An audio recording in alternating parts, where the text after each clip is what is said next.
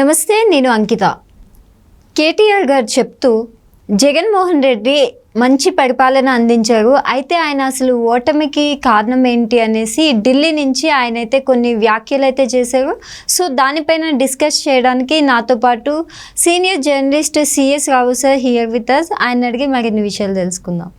Hi sir. Hello sir, రీసెంట్గా చూసుకుంటే ఢిల్లీ నుంచి కేటీఆర్ కొన్ని వ్యాఖ్యలు అయితే చేశారనమాట. జగన్మోహన్ రెడ్డి చాలా మంచి పనులు అయితే చేశాడు, సో ఆయన చేసిన మంచి పనులకి ఆయనకి ఎందుకు ఇంత ఓటమి వచ్చింది, ఇది చాలా ఆశ్చర్యానికి గురి చేసిందని చెప్తున్నారు. సో ఎందుకంటారు?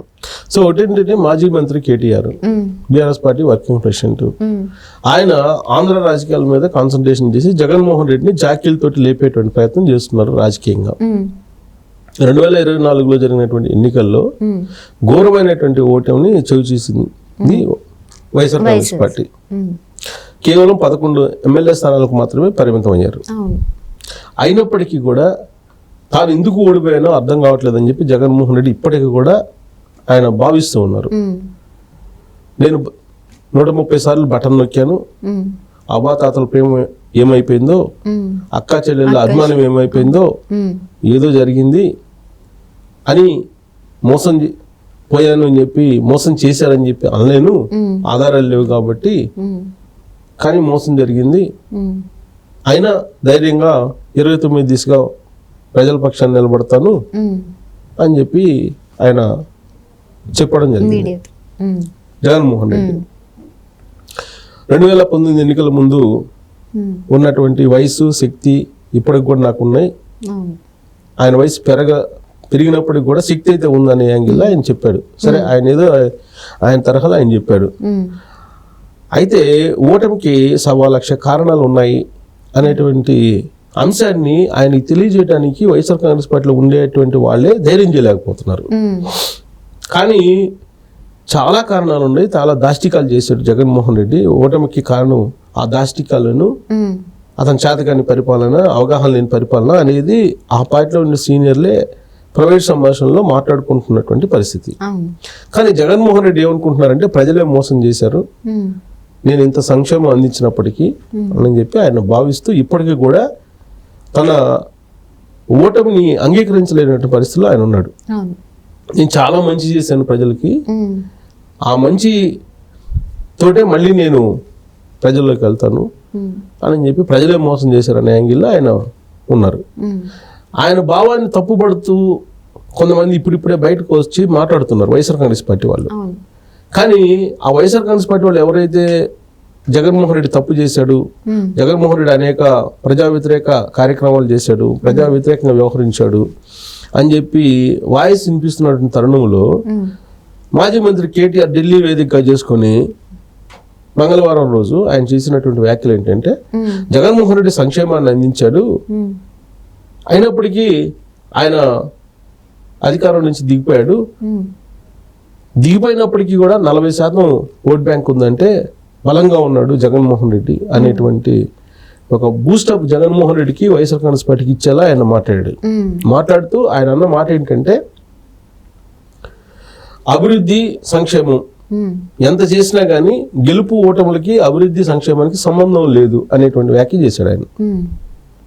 అంటే ఆయన పరిణితి చెందినటువంటి రాజకీయ నాయకుడిగా ఆ మాట అన్నారా, లేకపోతే యథాలాపంగా అన్నాడా అనేది నాకైతే అర్థం కావట్లేదు. సంక్షేమము అభివృద్ధి రెండింటినీ చేస్తే ప్రజలు ఆదరిస్తారు కదా, ఆదరించకుండా ఉండరా కదా. ఇప్పుడు ఆంధ్రప్రదేశ్లో జరిగింది ఏంది, సంక్షేమం అని చెప్పేసి ఆయన ఫ్రీబీస్ ఇచ్చాడు, డబ్బులు పంచాడు, దాదాపు 2,70,000 కోట్లు పంచానని చెప్పి ఆయన చెప్తున్నాడు. కానీ అక్కడ డబ్బులు కూడా మిస్యూజ్ అయినాయని చెప్పి సరే వేరే లెక్కలు ఉన్నాయి. ఆయన సంక్షేమం నేను రోజు బటన్ నొక్కుతున్నాను, ప్రతి నెల బటన్ నొక్కి డబ్బులు వేస్తున్నాను, సంక్షేమానికి 2,70,000 కోట్లు పంచాను అని చెప్పి ఆయన చెబుతున్నాడు. అభివృద్ధి అనేది లేదు కదా. కానీ అభివృద్ధికి సంక్షేమానికి చూసి ఓట్లేరు జనాలు అనేది కేటీఆర్ యొక్క ఫార్ములా. మరి ఏం చూసి ప్రజలు ఓట్లేస్తారనేది మాత్రం ఆయన చెప్పలా. ఇప్పుడు ఆయన ఈక్వేషన్ ఏంటి, 2023 అసెంబ్లీ ఎన్నికల్లో తెలంగాణలో బీఆర్ఎస్ పార్టీ అనేక అభివృద్ధి చేసింది 10 సంవత్సరాల పాటు, 2014 నుంచి 2023 వరకు. అయినా కానీ ప్రజలు ఓట్లు వేయలేదు. కాబట్టి అభివృద్ధిని చూసి ప్రజలు ఓట్లు వేయరు అనేది ఆయన సూత్రీకరణ. సంక్షేమం చేసినప్పటికీ కూడా ఓట్లు వేయరు అనేది ఆంధ్రప్రదేశ్లో జగన్మోహన్ రెడ్డి ఫలితాలను చూసి ఆయన ఉదహరిస్తున్నారు. ఈ రెండింటినీ కలిపి అభివృద్ధి చేసినా సంక్షేమం చేసినా ఓట్లు వేయరు జనాలు అని చెప్పారు. మరి ఓట్లు ఎలా వేస్తారు అనేది మాత్రం చెప్పలే ఆయన. కానీ 2023 అసెంబ్లీ ఎన్నికల్లో ఓడిపోవడానికి కారణం ప్రజా సంబంధాలు సరిగ్గా లేకపోవడం కారణంగా ఓడిపోయాము అనేది ఆయన చెప్తున్నారు.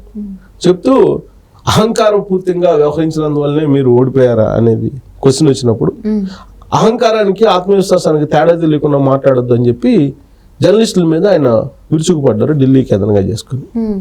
సరిగ్గా అలాంటి యాటిట్యూడే ప్రజలు మిమ్మల్ని ఓడించారని చెప్పి అక్కడ ఉన్నటువంటి జర్నలిస్టులు ఆయన్ని మళ్ళీ ప్రశ్నించినప్పుడు ఆయన చెప్పినటువంటి వివరణ ఏంటంటే 2014లో బీఆర్ఎస్ పార్టీని గెలిపించినప్పుడు కూడా నేను ఇలానే ఉండేవాడిని, తను 2018లో గెలిపించినప్పుడు కూడా తను ఇలానే ఉండేవాడిని, 2023లో మరి ఎందుకు కూడా ఇచ్చారు, నా యాటిట్యూడ్లో మార్పు రాలేదు అని చెప్పి ఆయన చెప్పాడు. ఎవరికి వాళ్ళే తానే కరెక్ట్ అనుకుంటారు, అది తెలియదు పాపం కేసీఆర్కి. కేసీఆర్లో ఉన్నటువంటి లోపాలు, కేటీఆర్లో ఉన్నటువంటి లోపాలు తనకు తాను ఏ లోపాలు లేవనుకుంటాడు. ఒక కేటీఆరే కాదు, ఎవరైనా, నేనైనా ఎవరైనా సరే ఎవరికి వాళ్ళే కరెక్ట్ అనుకుంటారు. అది మానవ సహజం, మానవ నైజం, మానవ సహజం కూడా. సేమ్ కేటీఆర్ కూడా అదే, తనకై తను కరెక్ట్, తనకు అహంకారం లేదు, తన ఇగో లేదు. తను 2014లో ఎలా ఉన్నాను 2023 ఎన్నికల వరకు కూడా అలానే ఉన్నానని చెప్పి ఆయన భావిస్తున్నాడు. కానీ ప్రజలు నువ్వు మారేవు అనేటువంటి దృక్పథాన్ని వ్యక్తం చేస్తున్నారు, అది తెలుసుకోలేకపోతున్నాడు కేటీఆర్. కరెక్ట్గా అక్కడే ప్రజల కను బీఆర్ఎస్ పార్టీకి మధ్యలో కుదరలే, మ్యాచ్ కాల, ఫలితంగానే వాళ్ళు అధికారాన్ని కోల్పోవడం జరిగింది. సో ఇప్పుడు జగన్మోహన్ రెడ్డి కూడా ప్రజలకు ఏం కావాలో అది చేయకుండా ఆయన దోపిడీ, ఇసుక వ్యవహారం కానీ, భూముల వ్యవహారం కానీ, లేదా లిక్కర్ వ్యవహారం కానీ, ఇవన్నీ చాలా చేశారు కదా ఆయన. నేను సంక్షేమం చేశాను కాబట్టి వీళ్ళు ఓట్లే లేదు అంటున్నారు. మరి సంక్షేమం పక్కన ఉండేటువంటి అభివృద్ధి ఏంటి, ఈ దోపిడీ ఏంటి, ఈ అరెస్టులు ఏంటి, రూల్ ఆఫ్ లా అసలు ఆంధ్రప్రదేశ్లో ఉందా? అసలు ల్యాండ్ టైటిలింగ్ యాక్ట్ అనేది ఒక సెంటు భూమి ఉండేటువంటి వాళ్ళకి ఇచ్చేటువంటి పట్టాలో కూడా జగన్మోహన్ రెడ్డి బొమ్మ వేసుకున్నారు కదా, సర్వేరాల మీద కూడా బొమ్మ వేసుకున్నారు కదా జగన్మోహన్ రెడ్డి. ఎందుకు ఒప్పుకుంటారు? ఎవరు భూమి వాళ్ళది, ఆ భూమిని చూసి వాళ్ళకి మానసికమైనటువంటి బంధం ఉంటుంది, భూమికను ఆ రైతుకి, భూమికి ఆ యజమానికి. అలాంటిది జగన్మోహన్ రెడ్డి వచ్చేసి తన ప్రైవేట్ ఆస్తిలాగా అతను బొమ్మలు వేసుకుంటే ప్రజలు జీర్ణించుకుంటారా? ఇలాంటి తప్పులు అనేకం చేసి ప్రజల్లో తప్పుపడుతున్నారు అటు జగన్మోహన్ రెడ్డి, ఇటు కేటీఆర్. రియలైజ్ అవుతున్నటువంటి పాయింట్ వచ్చినప్పుడు, రియలైజ్ అవుతున్నటువంటి రోజులు కనిపిస్తుంటే దాని మీద రియలైజ్ కాకుండా కేటీఆర్ ఇప్పుడు జగన్మోహన్ రెడ్డి జాకీ బిట్ లేపేటువంటి ప్రయత్నం చేస్తున్నాడు కేటీఆర్. అంటే కేటీఆర్ ఇప్పటికీ కూడా ఆయన రాజకీయపరమైనటువంటి లోతుల్లోకి వెళ్ళలేదు అని చెప్పి మనం అనుకోవడానికి అవకాశం ఉంది. లేదంటే 2023 ఎన్నికల్లో, అసెంబ్లీ ఎన్నికలు తెలంగాణ జరిగినవి, 2024లో జరిగినటువంటి ఆంధ్రప్రదేశ్ ఎన్నికల ఫలితాలు కనుక చూస్తే అటు జగను, ఇటు కేసీఆర్ ఇద్దరు ఒకే తప్పు చేశారు, ఒకే తప్పుతో ఓడిపోయారని చెప్పేసి మనం అనేక అంశాలని ఉదాహరణగా తీసుకోవచ్చు. మనం ఇక్కడేమో ధరణి పోట్లు పెట్టి బీఆర్ఎస్ పార్టీ ప్రజలకు దూరం అయింది, అక్కడేమో ల్యాండ్ టైటిలింగ్ పెట్టి జగన్మోహన్ రెడ్డి ప్రజలకు దూరం అయ్యారు. అంశాల వారీగా తీసుకుంటే కనుక ఇక్కడ ఛార్జీలు విపరీతంగా పెంచారు, అక్కడ ఛార్జీలు విపరీతంగా పెంచారు. ఇక్కడ మీడియాని కట్టడి చేశారు బీఆర్ఎస్ పార్టీ, అక్కడ మీడియాని కట్టడి చేశారు. ఇలా కంపేర్ చేసుకుంటూ పోతే ఇక్కడ ప్రగతి భవన్ దాటి కేసీఆర్ రాలా, అక్కడ తాడేపల్లి ప్యాలెస్ దాటి జగన్మోహన్ రెడ్డి రాలా. ఇక్కడ విచ్చలవిడితనం ఎక్కువైంది, విచ్చలవిడితనం ఎక్కువయ్యి వాళ్ళ ఫ్యామిలీ, కుటుంబ పరిపాలన అనేది క్లియర్గా కనిపించింది తెలంగాణలో. అక్కడ జగన్మోహన్ రెడ్డి టీము పరిపాలన క్లియర్గా కనిపించింది. ఇక్కడ ప్రజలతో సంబంధం లేకుండా వాళ్ళు ప్రైవేటు ఎస్టేట్ లాగా, ప్రైవేటు జమానా లాగా పరిపాలన చేశారు రాష్ట్రాన్ని.